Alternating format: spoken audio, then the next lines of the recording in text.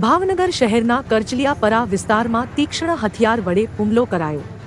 5 જેટલા લોકોએ તલવાર, ધારિયા અને ધોકા વડે હુમલો કરતા એક મહિલા સહિત 2 લોકોને ગંભીર ઈજાઓ થતા હોસ્પિટલ ખસેડવામાં આવ્યા હતા। મારામારીની ઘટનાના પગલે ગંગાજળિયા પોલીસે તપાસ હાથ ધરી છે।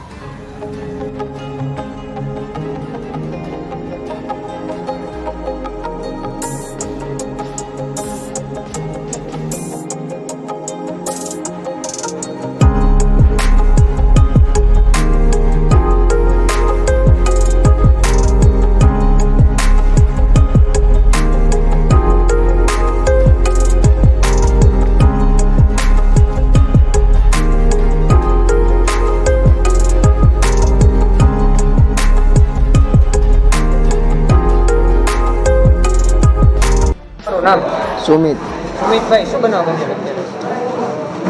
મારી બેન દળનું દળાવવા જતી હતી, પછી ફોન આવ્યો કે અહીંયા આવી રીતના આમ થયું છે એમ। મારી બેન માટે સેવતી કરી એ લોકોએ, એ લોકો મને સામેથી લઈ ગયા ના ને મારી ઉપર ઘા કર્યા ને મારા મમ્મી ઉપર ઘા કર્યા છે। 6 જણા છે, બી છે, એકનું નામ બી છે, એક આકાશો છે ને 4 જણા અલગ શખ્સો છે।